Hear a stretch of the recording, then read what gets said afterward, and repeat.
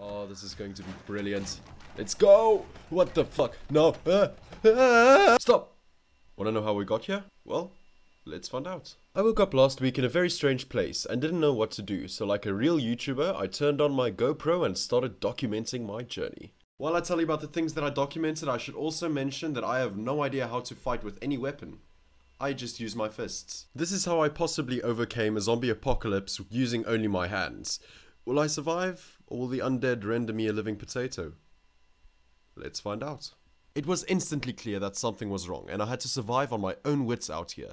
I immediately started hunting for food and smacked the shit out of a rabbit. I then skinned my game and attempted swinging a club, however it just didn't feel right, so I disposed of it. I made myself a promise to only use my hands in a combat situation. Some signs of civilization showed itself, and I was absolutely devastated to see the house burn down. Also, this hot woman was clearly taking a nap, so I decided to leave her alone. My Google Maps showed me that there was a shop nearby, and I thought the best thing to do was to go and have a chat to find out what the hell was going on. Just as the shop caught my eye, I saw a gentleman moping about. His girlfriend probably left him for the 21-year-old gym nutter. Fucking Karen. So I went to console him. Hey bro, you doing okay? What the fuck? You absolute asshole.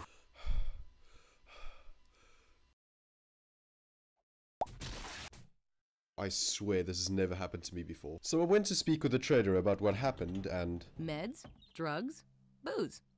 I've got it all. I love you. Her eyes are so beautiful. She then asked me to do something for her. After carefully weighing out the pros and the cons... I'll do it. Okay, be careful and try not to get yourself killed. On the way to fetch the item for my future wife, I saw... this guy. Nope. So I started breaking open the door and saw a crippled zombie. I clearly felt very bad about how he ended up in the situation. Look at the fucker. After that, I broke the door and started my search. I wonder where this item can be.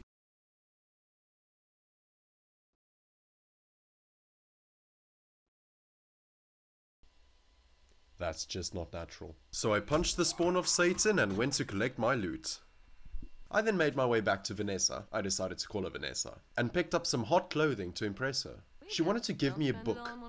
A book for killing a cripple and an abomination.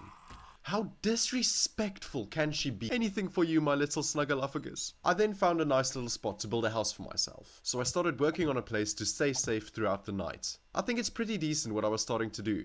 Also, I wanted to mention that with every skill I learned, I put it into fortitude. I finished my last few blocks, and after 3 hours of construction, I think it looks pretty decent if you ask me. On my way back to base from chopping some trees, I saw something unbelievably unpleasant. Nope. So I chilled inside my place for quite a while and heard something very chilling close to my house. I wasn't sure what it was, so naturally I went to investigate. I wonder what can be bothering out here. What the hell? So with a sprained ankle and a bruised self-confidence, I decided to chill in my house until morning arrived. So I got up quite early to chop some trees, knowing I have a stalker waiting for me somewhere out there. While I placed some blocks to extend my house, I heard the beautiful song that signifies I survived my first night. So I looked at the sunrise and felt a strange sense of security. I started off the next day strong by assaulting a cripple. I was mainly just walking around and chopping some trees when I saw a house I wanted to raid. I found something very strange in that house. A woman? In the kitchen? There wasn't anything of use in that house, so I returned to Gwen for her to give me a quest. Once again, I had to fetch something like the good dog I am.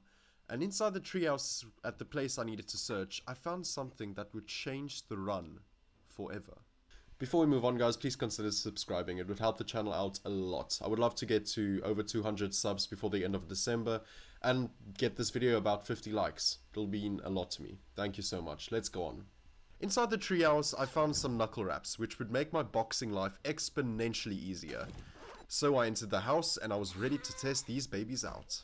So a woman gave me a fright and I decided to sucker punch her head clean off. Her boyfriend then decided to retaliate, but I casually poked his brains out of his skull. Those knuckle wraps were unbelievably strong and I felt so comfortable to survive. Boy, was I wrong. What the? Ah.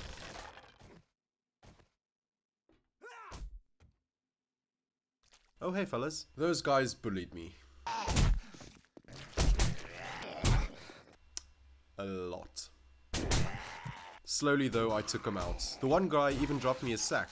It had a pickaxe in there, but I would have preferred to not get harassed. And so I retrieved Melinda's baggage, and on the way back, I hit a cripple for good luck. I finally got there, and as a reward for my stunning bravery, she gave me an armor mod. How fucking useless. Thank you, Karen. You see, Simone from the shop said every Sunday a large group of zombies would come politely ask for my brains. Since I've become quite fond of my brain, I would decide to not share it with them. So the plan is to build my second story like a fortress that none of them would be able to get to me. So I chopped enough trees to make Mr. Beast upset with me and used the wood to build out my second story. I decided to call this Project Remain Inside the Crevice Safely. While working on my place, I heard some of the undead causing a disturbance, so I went to check it out. I sucker punched one of them, but they got me back with spraining my arm. I did get them back though by casually blowing out their brains, so I guess we're all even. I started placing spikes around my house to unprofessionally impale any future intruders, so I think I could be safe in my place for a while and spend the rest of the night just sleeping my pain away. I woke up bright and early the following morning and spent the first few hours chopping trees and reinforcing my place. After that, I rushed over to say good morning to Patricia, since I haven't seen her for a long time. I accepted one of Samantha's quests and made my way to clear her house of a zombie infestation. I entered the house and swiftly took care of all the guards without any problem. I went up to the attic shortly after and... another one. Luckily he was quite easy, so I went back to Carmen to turn in my quest. She wanted to give me the recipe for fucking tea. Thank you, Felicia. So I went back home to clear my inventory and immediately took on another quest. I should also mention that I find quite a few books inside of these postal boxes. Nonetheless, I smashed another cripple and started looking for the package for Simone. A couple of these guys tried to give me a problem, but with my knuckle wraps I felt unstoppable. So I went to get my package and my reward was a small water tank. So I once again went to clear my inventory and went to accept yet another quest.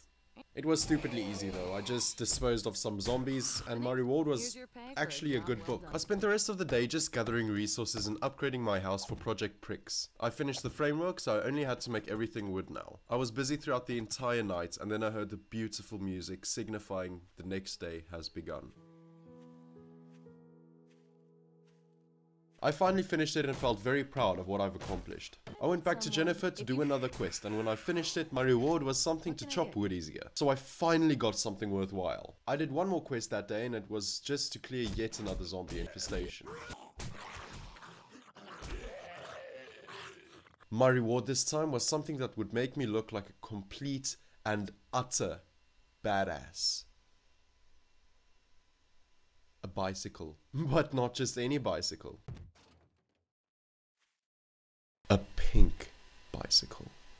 Be ready, ladies, cause daddy's coming to town. The rest of this wonderful day was spent on collecting resources and digging a hole around my place. I also upgraded some of my place from wood to stone, as to secure it a bit more. I worked throughout the entire night just to realize that the next day was already upon me.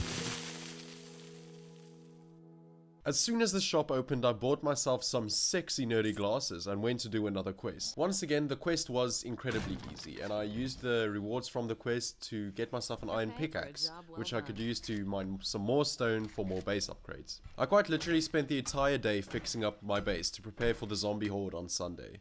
And since it was already Friday by this stage, I had to work quickly. The place isn't the best it could possibly be, but I'm slowly getting there. And so I worked through the entire night to make this place as efficient as possible. I also installed ramps so that the zombies have a way to get to my top layer bunker. All I have to do is smack them while they try to break the walls of bricks. The plan was faultless. The next day I went exploring to find something that I really wanted. Some iron knuckles. Now they're way stronger than the knuckle wraps I already have. The only problem is they require mechanical parts, and to get that I need a wrench to smack the shit out of a car. Now, I do not own a wrench. See the problem here? I spent hours looting houses, yet I didn't find anything to show for it. So I went with plan B. I was going to do missions for Veronica in hopes that she would reward me with a wrench. On this mission, I failed to pick a lock, smashed the Antichrist's skull, and got attacked by a fucking mongoose. Nonetheless, I completed my quest and my reward was... Now, fuck all. So I tested my luck last time, and after searching this grocery store up and down, I became fearful that I wouldn't find the thing I wanted most. Until I did. I became so happy that I immediately smashed cars for the parts and abandoned my mission to take my reward for 6 days of hell. So I went home victorious to finally craft the missing piece I needed for this extreme challenge of mine. The one thing that would make me feel happy in a sea of zombies. Oh, fuck. I forgot I needed 30 forged iron. My quest had to wait till tomorrow, but for tonight, I chilled out in my place.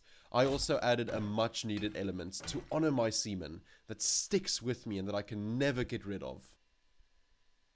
And so I bought my iron and finally got the most important tool in my arsenal. I spent my last day overprotecting the shit out of my base and preparing for what was about to come. I even saw an old friend of mine.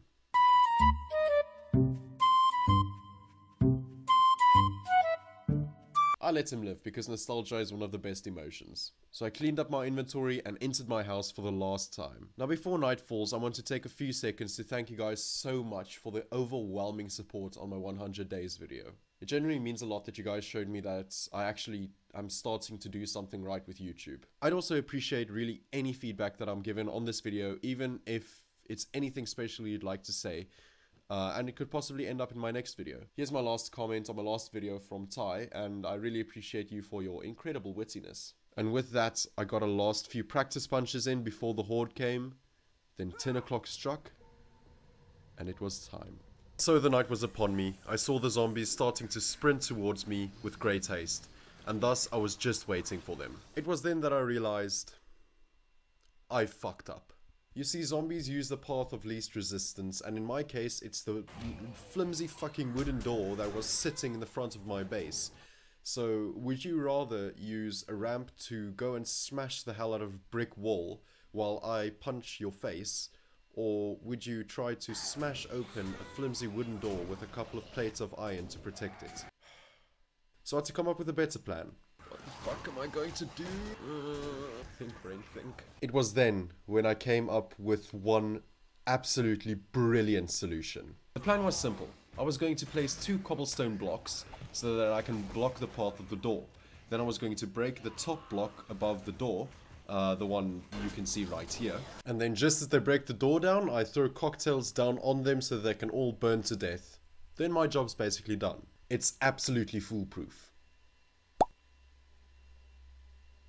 Okay, almost there boys. I haven't been this clever in a long time.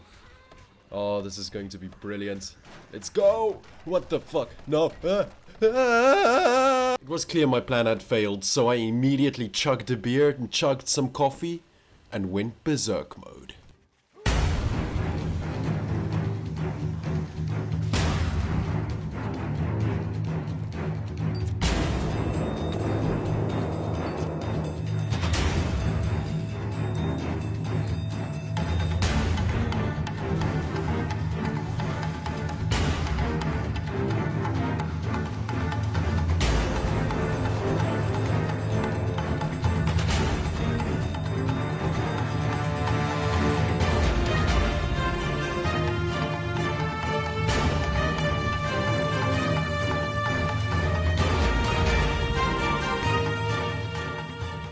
And so the death and destruction finally ended. I finished off the horde with great animosity, and even though we had some problems, we came through. Ladies and gentlemen, this is what I've been preparing for 7 days, and it finally paid off. But at what cost? Losing everything that I've built, and forever knowing that the horrors will stay in my head. At least I punched a cripple though.